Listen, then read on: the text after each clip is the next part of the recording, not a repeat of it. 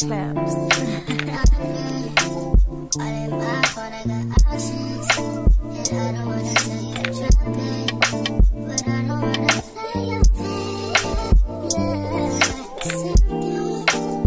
What's poppin', Cobra Kai? It's me, Keisha, aka Color Me Pynk, and I am here with this week's All Tea All Shade Love and Hip Hop Miami Season 5 Episode 1. So excited that this cast is back, but I do need for them over there at VH1 to bring back Love and Hip Hop New York and Love and Hip Hop Hollywood, or there is going to be a problemo. Now let's get into tonight's review. The season premiere episode begins with Trina at rehearsal. She is going on tour, this Legends tour with her, Jeezy, like Rick Ross, and several other people. She's the only woman on the tour. And, you know, she's working her ass off. Her and her management are doing much better than what they were. She just hopes that they're able to continue this successful stride once they hit the road, because they're going to be doing like 30 cities in like 30 days or some shit like that. So she looks good, I must say. And I loved Trina's ponytail. If you're going to do a wig ponytail, ladies, this is how you do it. If you pay attention to her hair in this picture, you see they did a frontal in the front, or a half of a wig in the front, and then the back of it is her actual natural hair that they then pulled up and mixed it in with the wig and then added on the hair and wrapped it around. It looked so clean, so put together. You really couldn't tell the lace was there. It looked like it was coming out of her scalp. Whoever does Trina wigs did the damn thing on that one. She also talks about her upcoming nuptials with her fiance, Raymond. He just so tiny. He look like a little Polly Pocket. They are just so cute and tiny together. Like, I'm just so shocked she with his little frail ass, but I guess she love him, child. She love him and she gonna stick beside him, and that's all I care about. Speaking of weddings, we find Suki and her friends at a bridal salon. She is trying on a wedding dress. She wishes that Captain Jack, or whoever her fiance is, was there to witness her. Her friends is like, you know, how are y'all doing? She like, we doing good or whatever. And her friends was like, well, where your engagement ring? And she was like, girl, I got to get another one because I threw it. And they were like, what, girl? You just said y'all was doing good. And she was like, well, we did have an argument because for Valentine's Day, he brought me some Publix flowers and some half-eaten oxtail plate. Child, you talking about somebody that hollered. Suki is a damn fool, child. She did get to talking about her cousin Isaiah, who's supposed to be managing her store, but he ain't been answering none of her phone calls. But she saw on social media that this nigga out here promoting his rap career, creating rap videos in front of Popeyes and shit. Baby, when she said that, y'all, I damn near rolled off my couch, because I'm like, what in the fuck is going on? And then they showed the video and I hollered. That shit was so funny. And then here goes Suki Thompson, the nigga trying to be like me because I already did a video in front of the Checkers with the burgers. What? Oh my God, I don't ever want to see this video in my life, because I know I'm going to be crying. So Suki got a problem with her cousin Isaiah because he is not doing what the fuck he's supposed to do, and she is feeling some type of way about it, like she should. Princess visits Amara at her home, and she brings her a gift for the babies. You know, Amara just recently had twin girls, and she wanted to clear up the statement that she made last season that she had a miscarriage. Well, she found out that she actually miscarried one of the babies. She actually was pregnant with triplets. So she lost one of the triplets, and that's how she ended up just having the twins. So Princess makes it very much clear that she is done with the LHHMIA. She doesn't want to try anymore. She's tired of going back and forth. She want to live her best life. If she does have another kid, she might do it with him just so all of them can have the same daddy. I'm like, okay, Chloe. Okay, Chloe. As we all know, All that grandstanding she was doing was a lie, because they got right back together and now she filed for divorce again. Girl, I'm so sick of them niggas. I am so sick of them. Like, either be together and be miserable or leave each other the fuck alone, because I'm so tired of every few months y'all filing for divorce then calling it off. Like, God damn, y'all irk. So Amara is still engaged to Alan, but this nigga been MIA throughout her pregnancy. He wasn't at the gender reveal. She's hoping that he makes it to the baby shower. He said he would try to make it, but he's been working extremely hard in the Dominican Republic. But she like, the Dominican Republic is only 2 hours away on a flight. Like, get your ass up here. So she basically been by herself. I don't understand how, if they are back together, how she with him. And after the baby were born, I have seen on her social media her with his family and with him, and you know, him doting on the girls and this, that, and the third. But nigga, no, you not gonna go MIA on me throughout my pregnancy with twins. I already lost one, and you can't even be there for me.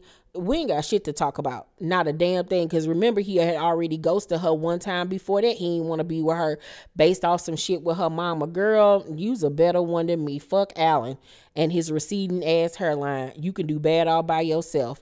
So we then go on to Bobby Lights. And he is now into EDM music. He wants to become a DJ. And all I can concentrate on is Bobby's lips. Like, I need for him to suck some of that lip injections out. They are way too big. He looks crazy in the face.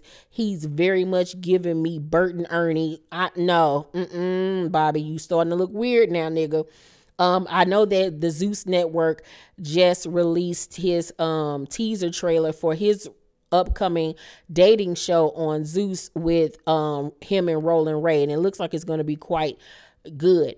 And so this goes back to the same conversation where we were discussing crossovers with franchises, and a lot of you were saying they can't do that, and as you can see, they very much can do that. They can switch over and do other projects. Reality television restrictions aren't the way that they used to be anymore. So Trina's brother, her big brother Snoop, comes to holler at Bobby because he says that Bobby has been on the outs with their family lately.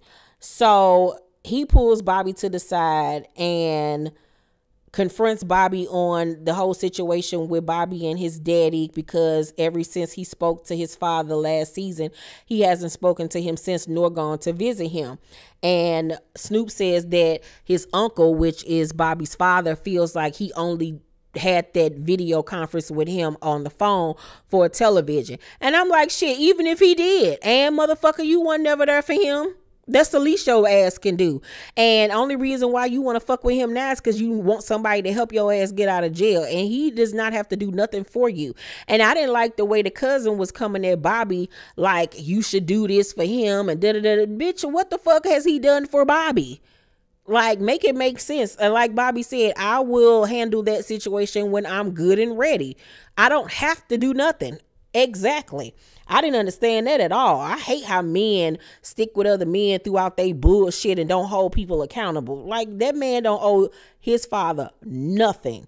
So then the topic of Trina fiance Raymond comes up, and Bobby says that Raymond don't fuck with him. He told him that to his face, and that it was a situation at the club where they were kicking it. Everything was good. And Bobby asked Raymond for some weed, and he said, nah. And he said it like with an attitude. And Bobby was like, damn, like, really? And he was like, yeah, like, nigga, you know I don't fuck with you like that. Bobby then skipped over some shit, or either they edited it out, because he was like, it went from that to a bottle being hit into towards his face. Raymond hitting him with a bottle in his face and making his nose bleed. Like, how it escalates from no, you can't smoke my weed to me hitting you in the head with a bottle. I'm like, something's not coagulating here. Bobby, you left something out of this story.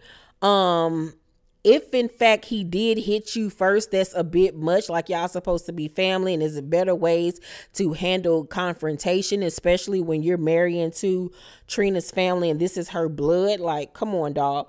You can, however, not like Bobby, of course, but y'all don't need to be putting y'all hands on each other. So Snoop keep on trying to make excuses for Raymond Thompson, maybe in his mind this and maybe in it. And Bobby was like, no, fuck that. Fuck whatever's in his mind. And he gets tired of the conversation and storms out. And I really don't blame Bobby, because at this point, you don't know what was in his mind, what we was going through. You weren't there, and you supposed to be my fucking family. Like, get all the facts before you try to make excuses for somebody. Now, am I saying that Bobby was in any way innocent? Hell no, because we all know Bobby is crazy, and Bobby like to start shit and be extra and do too much. So until I get all the facts, though, I'm not going to take anybody's side and say who's right and who's wrong. We catch up with last season's newbie, Florence. They are back. She and her husband and her crazy family. Her and her husband, Marlon, have a new song out. They think that they are the Copacabana version of Jay-Z and Beyonce. And I was like, child, if y'all don't have several seats and get out of delusional land and go to Disneyland, child. And she said, despite finding out that he cheated on her last season, she's sticking beside him, honey. That is her man, and she is sticking beside him. And I'm like, you go right ahead on, fool. So she sits down to talk to her sister and her mama about her other sister, Gael, who does not want them together. She's mad that she took her husband back. Florence pretty much is like, her sister is fucked up in the head.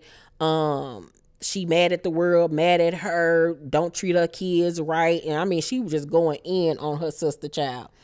And I was like, ooh, this is a mess over there. Drama. Nobody has time for it.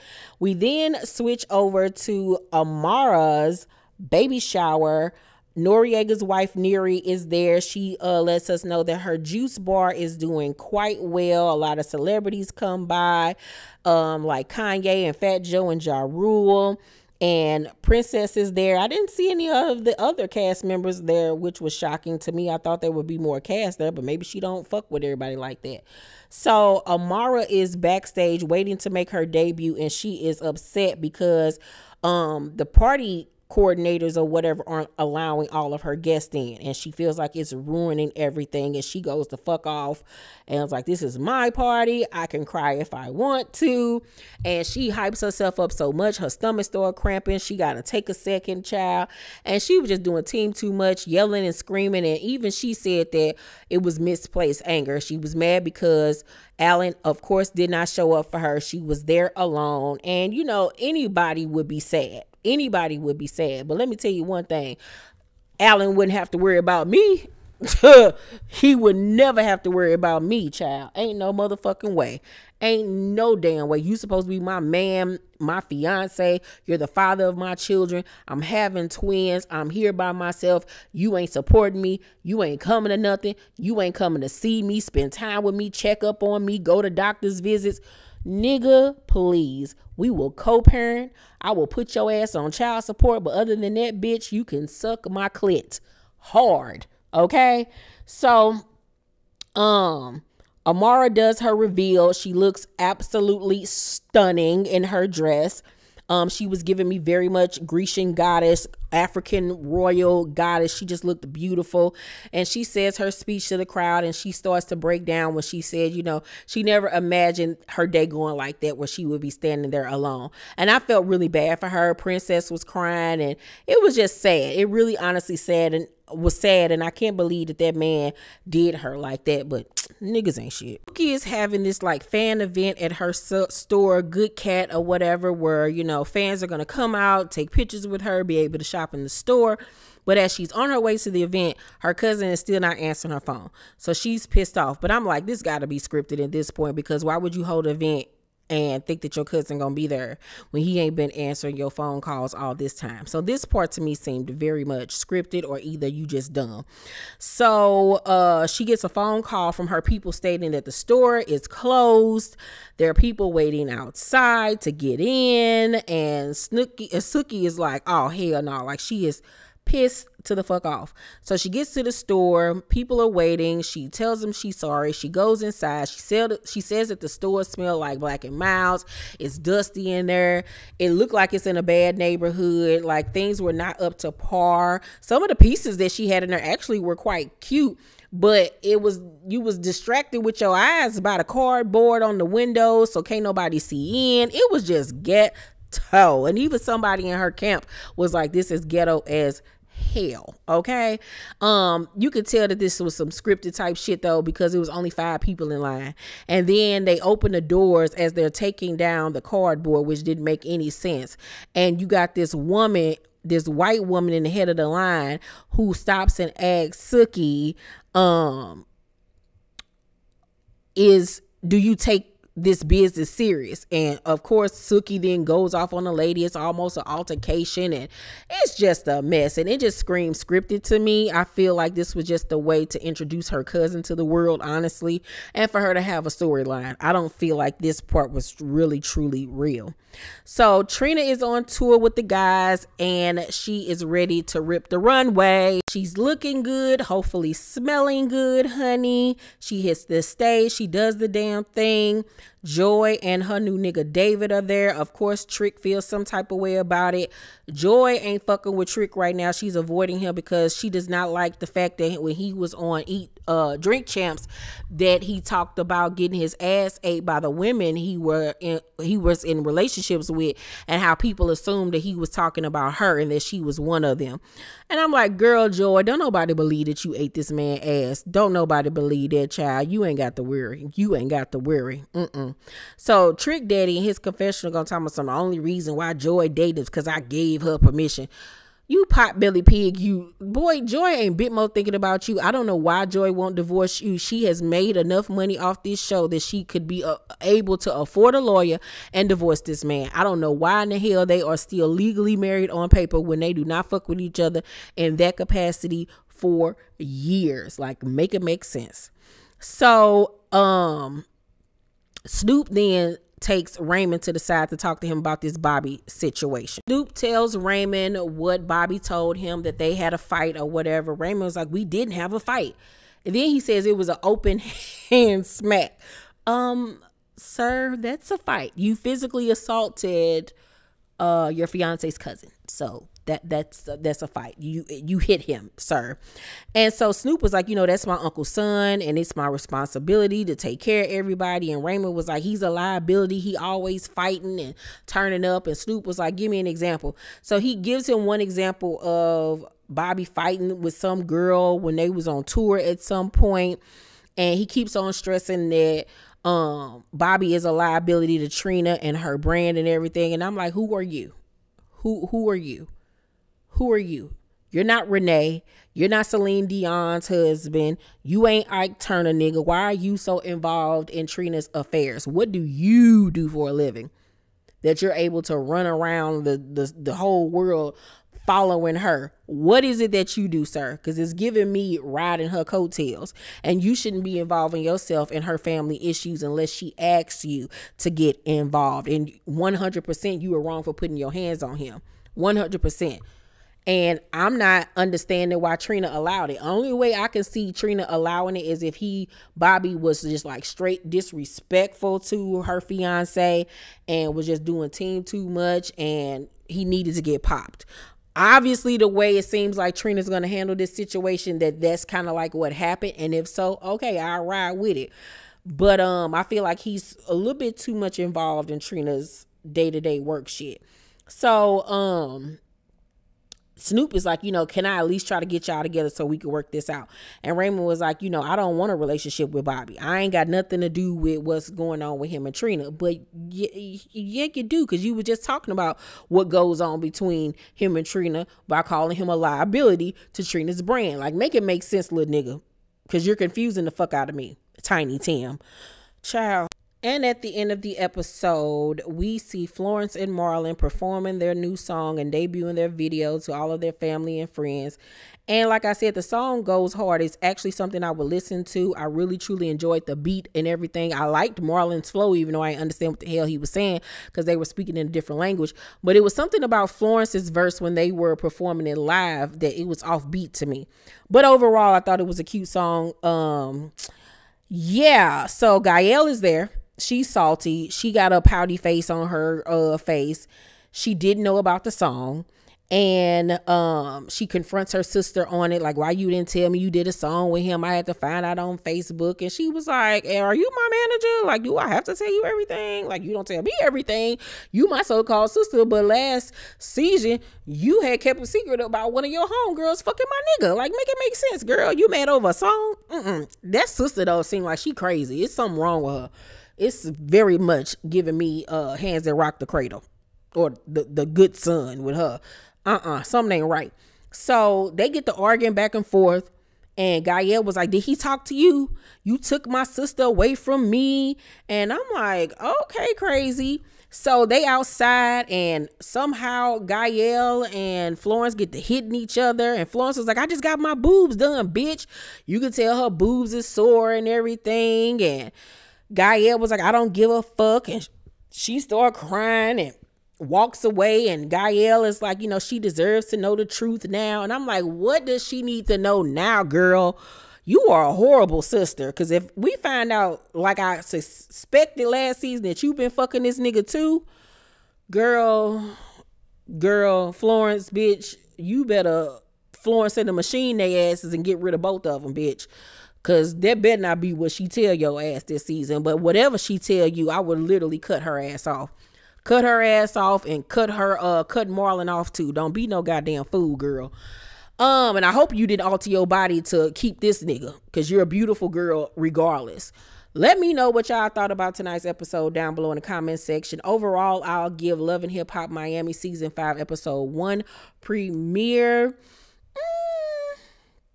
I'll give it a B-. You know, Suki was very entertaining. She was very funny for me. The other storylines are gonna have to pick up for me. I know what Amara was going through was very much real. This Florence stuff, I didn't really care about her storyline last season much either, because she just comes across like an idiot to me. I'm just to be honest. Want to see where this whole thing with Bobby and Trina is going to go. Who else had a storyline? Is there anybody I'm missing? I don't think so. So yeah, we shall see. Let's talk down below. Make sure to thumbs up this video, like and subscribe, and hit that notification bell button, you guys. I love you, and I'll see you on the next video. Bye.